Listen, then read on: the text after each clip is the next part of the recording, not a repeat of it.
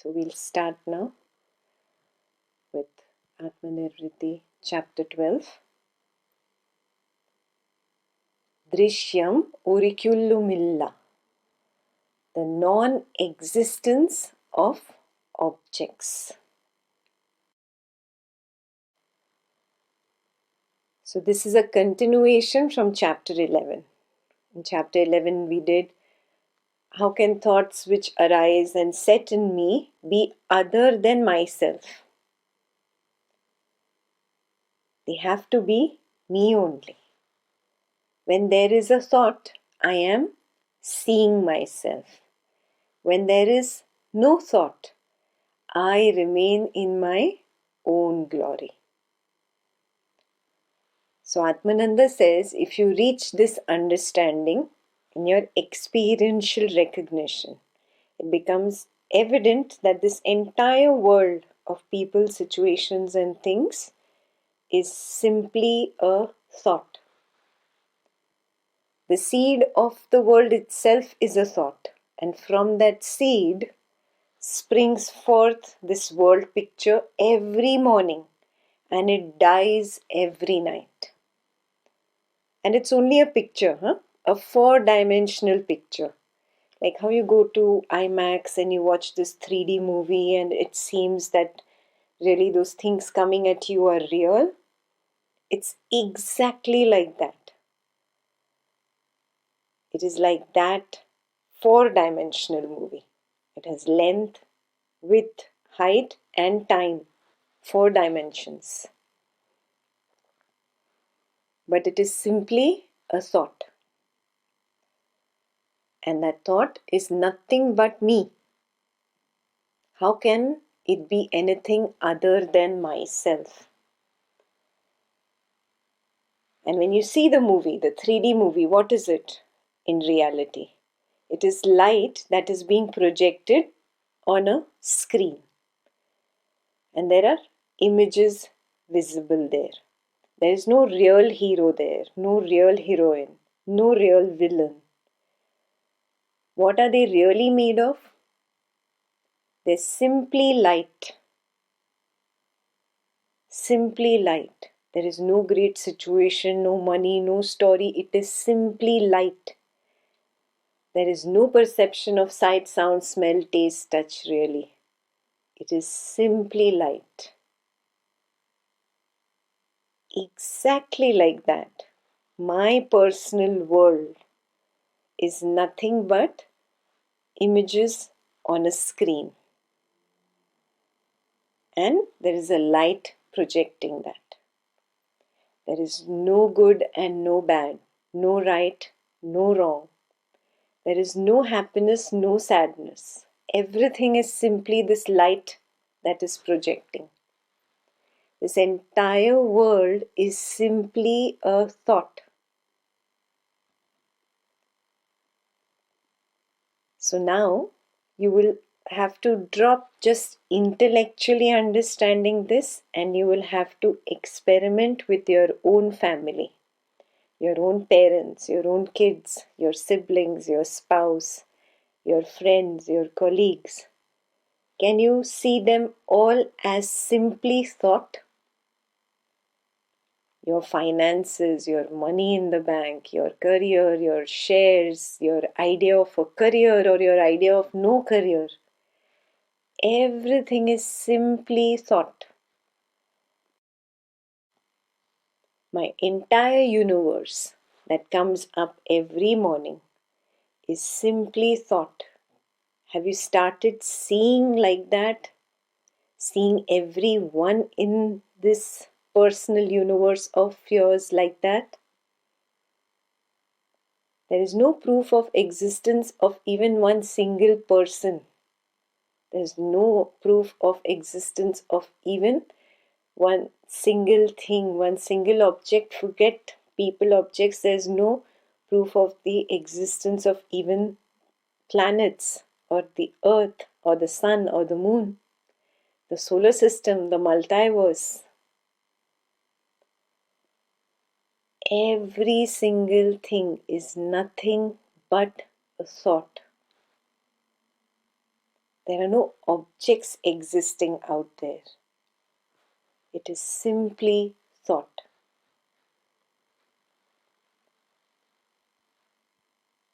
So just like when the light is coming out of that projector and it's shining on the screen,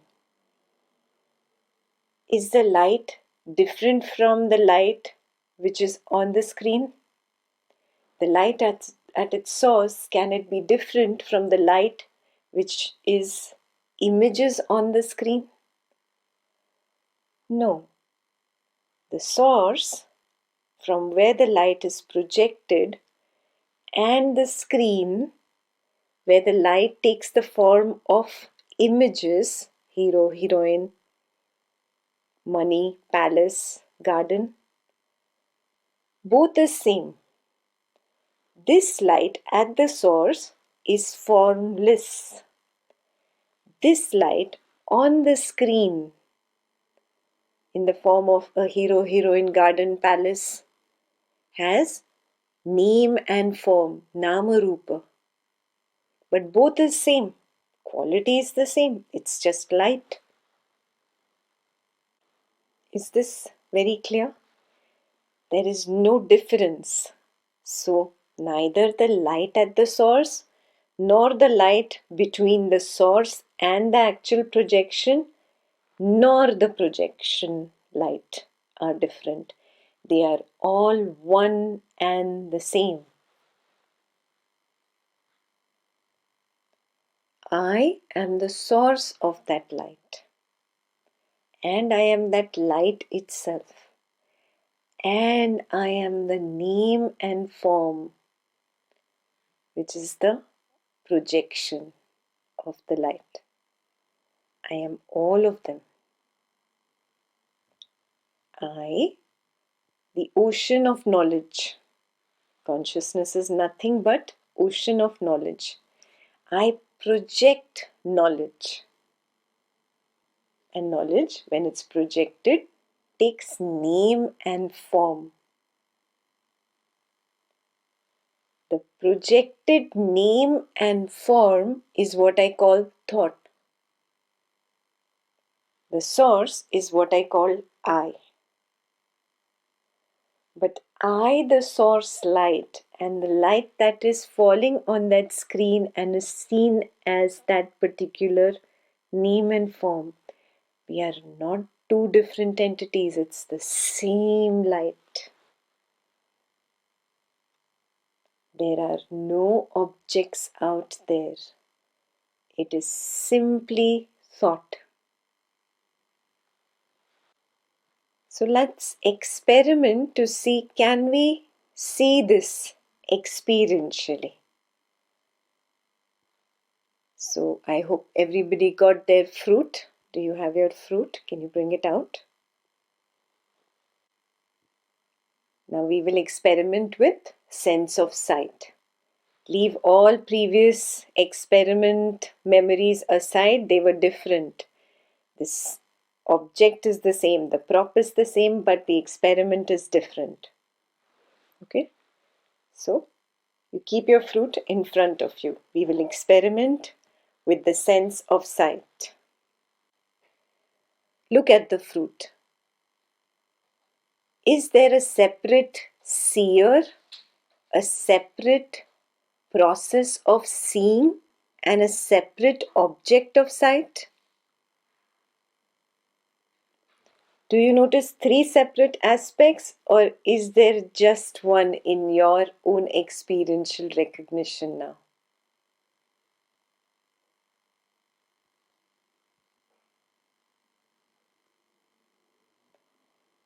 If you see three, you are still stuck at Srishti Drishti Vada. If you see one, you have moved automatically to Ajata Vada now. Yes, so this is a litmus test for you. How are you seeing it? You will know your own truth right here and right now. I'll repeat that again. Is there a separate seer, a separate process of seeing, and a separate object of sight? Or do you notice just one? Are there three separate aspects or just one?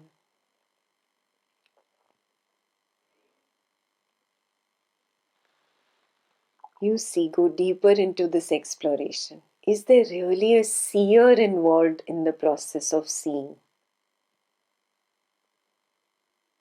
Is there a seer who is experiencing a separate object of sight? Or is there experientially just one single aspect? Maybe you can call it a sight thought.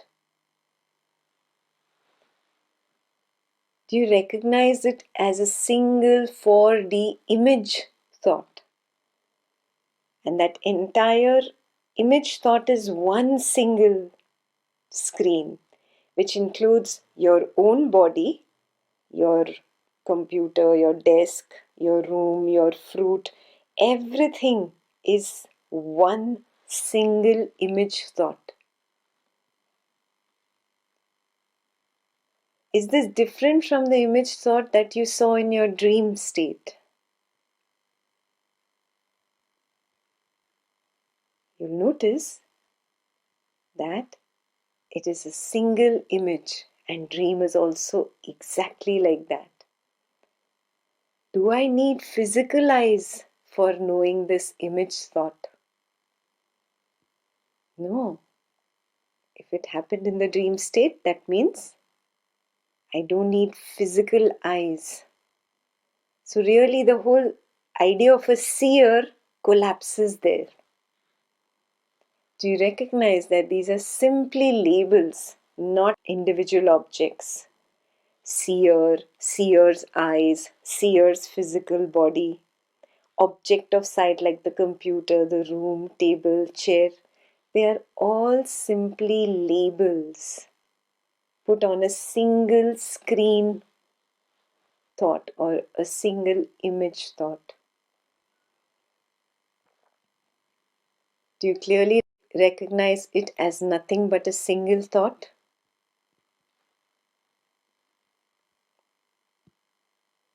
Yes.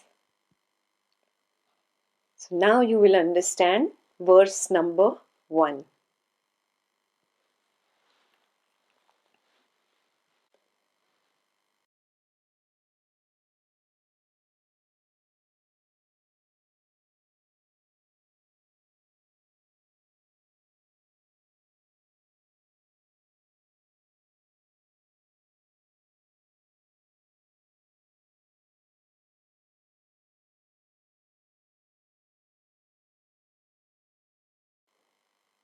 Seen means object of sight.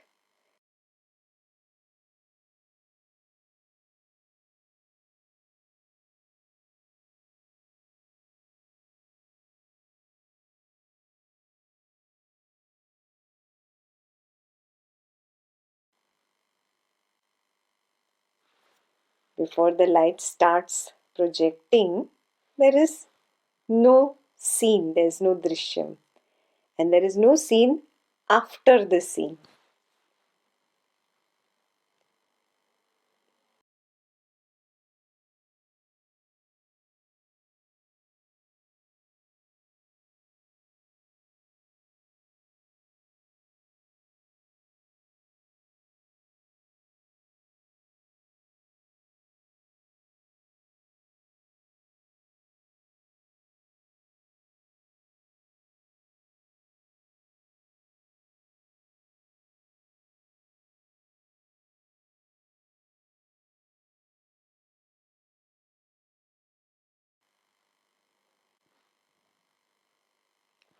In short, before the seeing, there is no scene.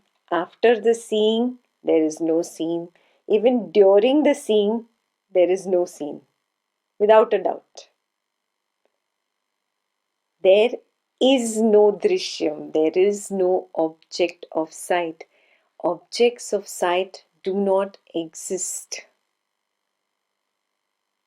Recognizing this truth will break all bondage, because the bondage is only of a false experiencership of that particular object of sight.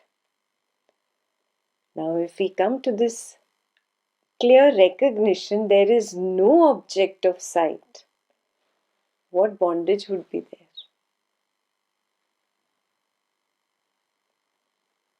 There is no separate object of sight, really no seeing and no seer.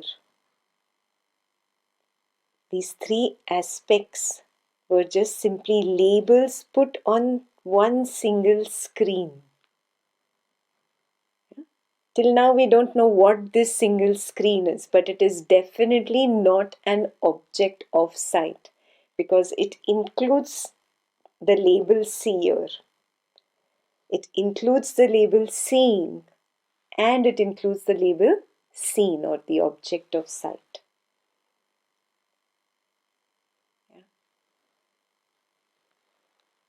I had told you this story. It's a very popular Advaitin story. I've repeated it before many times. The Princess of Kashi. There was this young 6-year-old prince who was very cute, very, very cute. He had longish hair, very cute. In the king's court, one day there was a play that was going to be staged.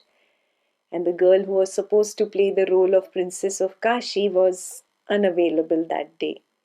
So this cute young prince was chosen to be dressed into her beautiful princess gown and play the role of Princess of Kashi.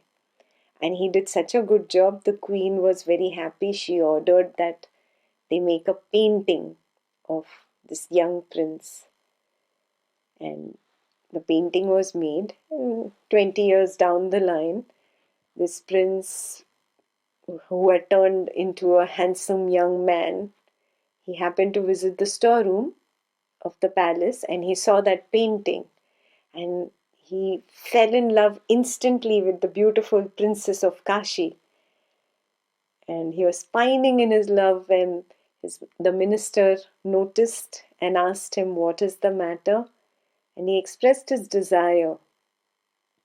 I want to marry this Princess of Kashi. So the minister said, oh great, it's a princess. Tell me, who is she, where is she, how did you meet her? And he says, no, I haven't met her, I just saw her painting. Come, let me show it to you. And then he takes the minister down to the basement and shows the painting. And the minister said, okay, please sit down, please sit down. When you were 6 years old, you were really cute. And he narrated the whole incident, how he was made the Princess of Kashi. And he said, you have fallen in love with your own self. So when he had fallen in love with his own self, he really was desperate to meet her, to be with her. That entire clingy, mushy love, that itself had become bondage. He was totally hypnotized by the Princess of Kashi. And when he realized that the Princess of Kashi was not somebody else but he himself, the hypnotism broke. The charm dissolved. Bondage ceased. It's the same hypnotism we are in. We feel, I, the seer, am separate from this object that is seen. And I'm hypnotized by it because I feel it is separate from me and I want to make it mine. I'm attached to it. I'm totally hypnotized by it. But the moment I see, I, the seer, and this object that I'm seeing, they are not two different entities. I have fallen in love with my own self. Then the hypnotism breaks. The charm dissolves. Bondage ceases. There are no objects of sight out there. Before the seeing, there is no seen. Seen is the drishyam, the object of sight. There is no seen after the seen. There can be no doubt about it.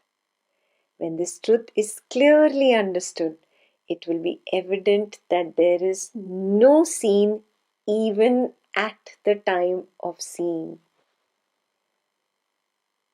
That means the object of sight did not exist before, during, or after. The object of sight does not exist. It is not separate from you. You have fallen in love with your own self.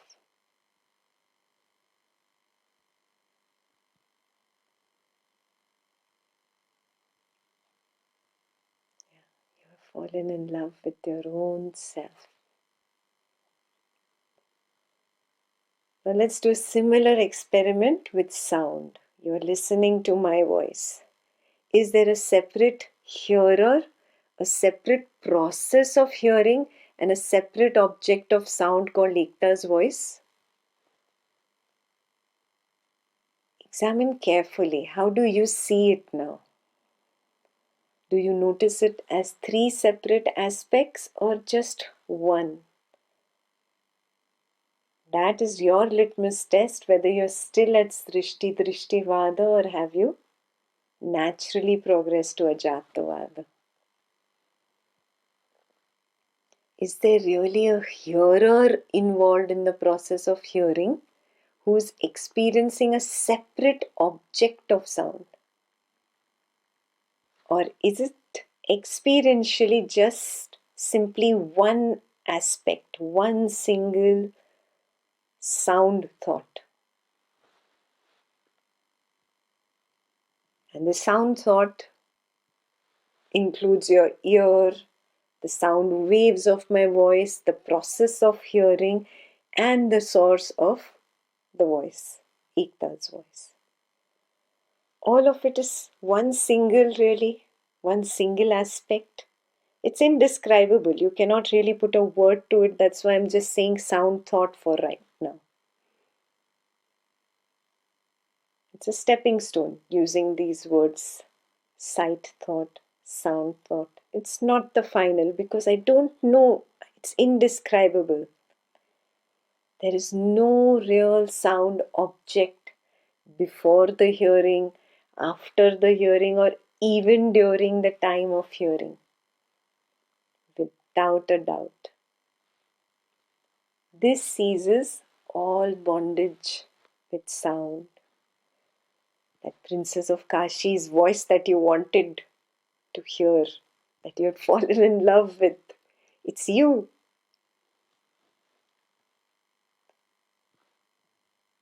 You are speaking to your own self. You have fallen in love with your own self. Examine, is this different from a sound thought that I would have probably heard in my dream state? No, it is the same. So do I need a physical ear for knowing this sound thought?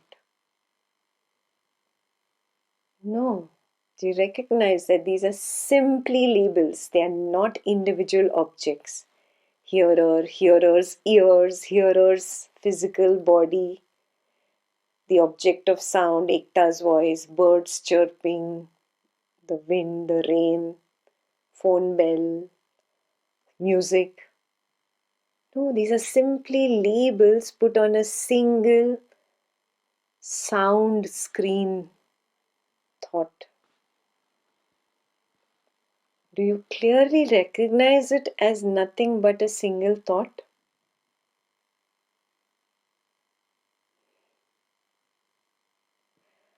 Objects of hearing do not exist.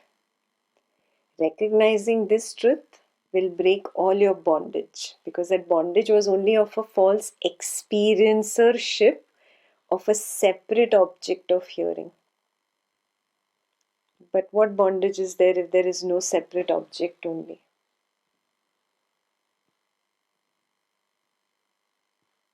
Again, now the sight thought of that fruit and the sound thought, what you're hearing right now, these two screens, look at your sight screen and your sound screen. Are they two separate thoughts? Two separate screens? You will notice, no, it is one single screen thought. It is not even separate. I had only put labels of sight and sound.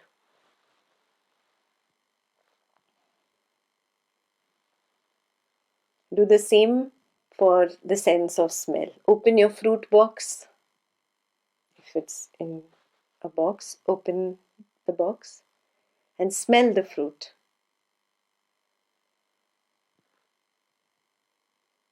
Is there a separate smeller, a separate process of smelling, a separate object of smell? Examine carefully. Do you notice 3 separate aspects, or is it just one? Is there really a smeller involved in the process of smelling who's experiencing some separate object of smell, or is there experientially simply one aspect, one single smell thought, we can call it? Do you recognize it as a single smell thought which includes your nose, the chemical particles of smell, and the source of the smell, your fruit?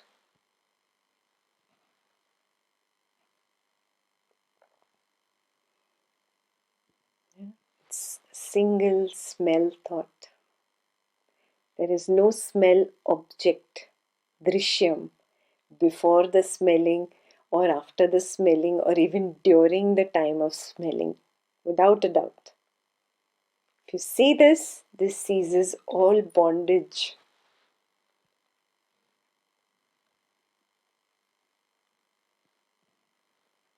Is this different from the smell that you have of some delicious food in your dream?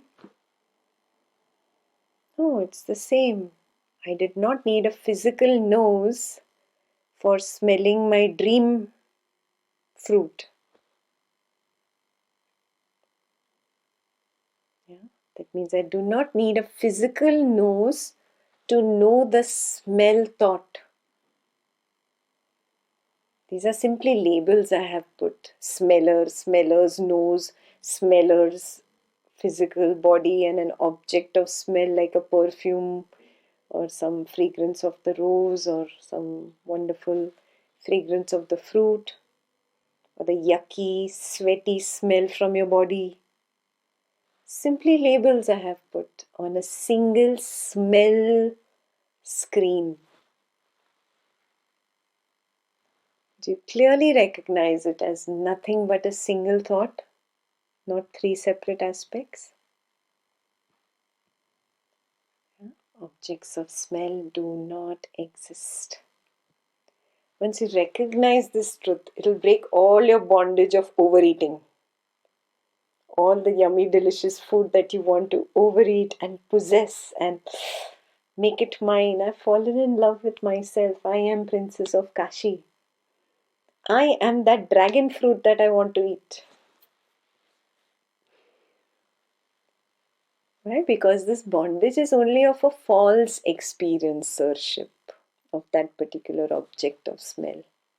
What bondage would be there if there was no object there at all?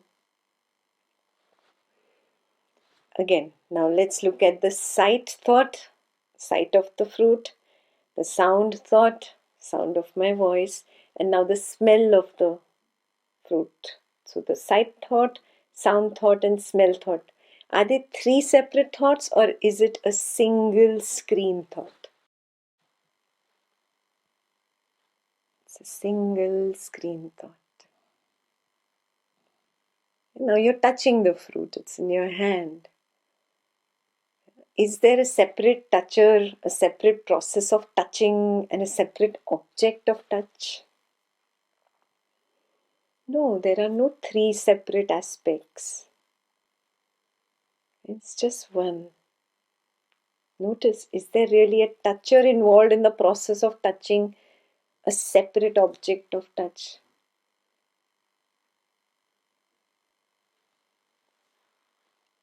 Is this experientially one single thought for you?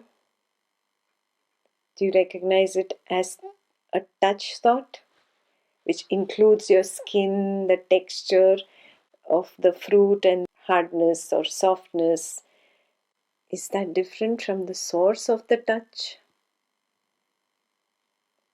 There is no touch object, drishyam, before the touching, after the touching, or even during the time of touching. Once you recognize this, which bondage of yours will break? The entire sexual energy that goes out in search of satisfying itself with an external object of touch. That unnecessary expenditure of energy, that will cease. That bondage will cease. Notice, is this different from the touch thought that you experience in your dream? No, it is the same. That means I do not need skin or a physical body for knowing the touch thought. I have only put labels.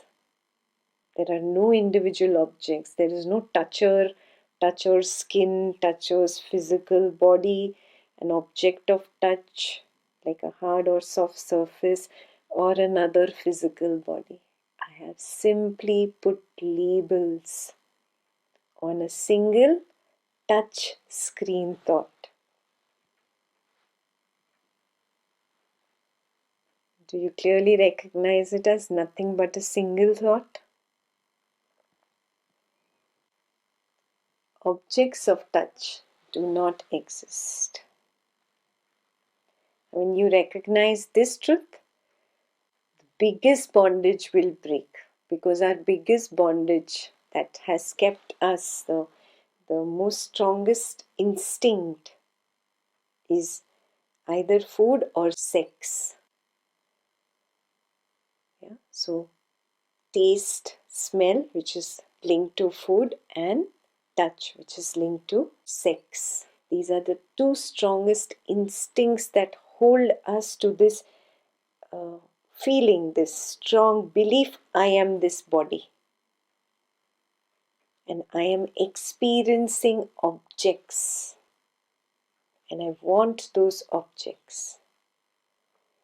That experiencership, that feverishness for experiencership of these objects, that itself is bondage. And when you realize that these objects don't exist only, what bondage is there when there is no object there at all? So now put all of these together, the sight thought, the sound thought, the smell thought, and the touch thought. Are they four separate thoughts?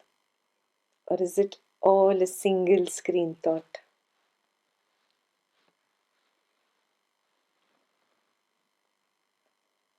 Lastly, it is similar with the taste of the fruit. So take a bite. I'll wait. Take a bite.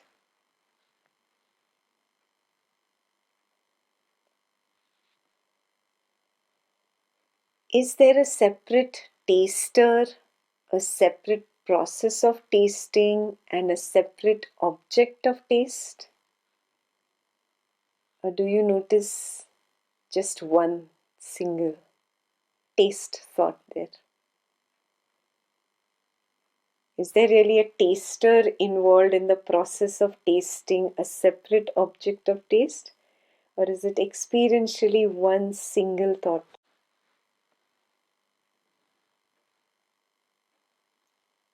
Do you notice this single taste thought includes your tongue, the flavor on your tongue, the source of the taste, whatever your fruit is? There is no taste object. These are just labels. There's no taste object, drishyam, before the tasting, after the tasting, or even during the tasting. Without a doubt. Once this you can see very clearly, this will seize all your bondage of food. Is this different from the taste thought that you had experiencing in your dream? No, it is the same. Do you need a tongue for knowing this taste thought? No, in the dream I didn't really have a tongue tasting that taste thought. It was just a taste thought.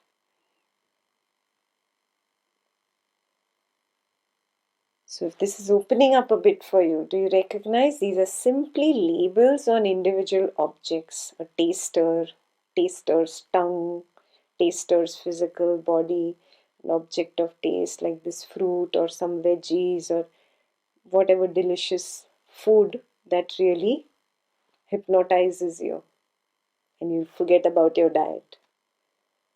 Oh, these are not individual objects, they are simply labels put on one single thought. Objects of taste do not exist out there. When I recognize this bondage, then I will not have to go exercising and really bothering about my weight and stepping onto that scale and checking every week.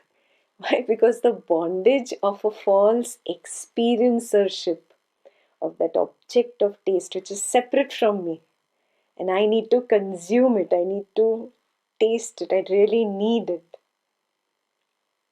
Oh, it's Princess of Kashi is me only. Hut. Then that whole air castle shatters. And then there is no bondage at all. And you know that there is no object there at all. Yeah? Now again see, really is there a sight thought? Look at your own fruit. Is there a sight thought and sound thought and smell thought and touch thought and taste thought? 5 separate thoughts? No, it's one single screen thought.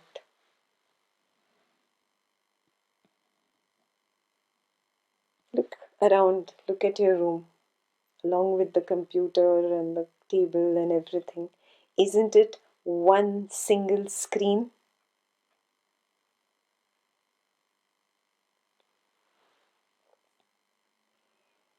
Dive into this single screen.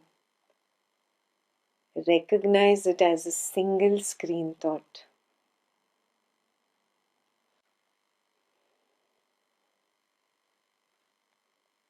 There is nothing else but a single thought.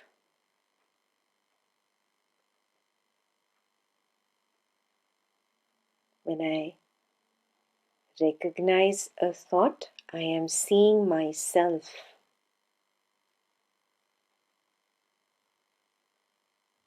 All words like time, perception, sight, sound, smell, taste, touch, even the word now, these are all labels.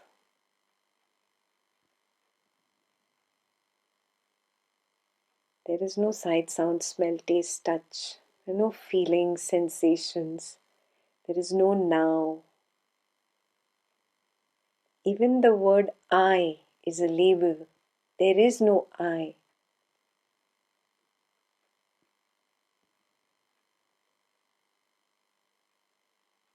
When you see from this angle, what is cannot even be called a thought. There are actually no words to describe it. It is indescribable. It's outside our human dictionaries.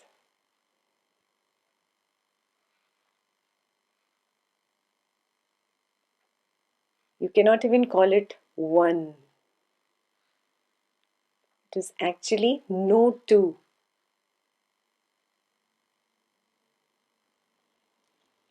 That is the true meaning of Advaita. There is only Advaita. There is only Advaita.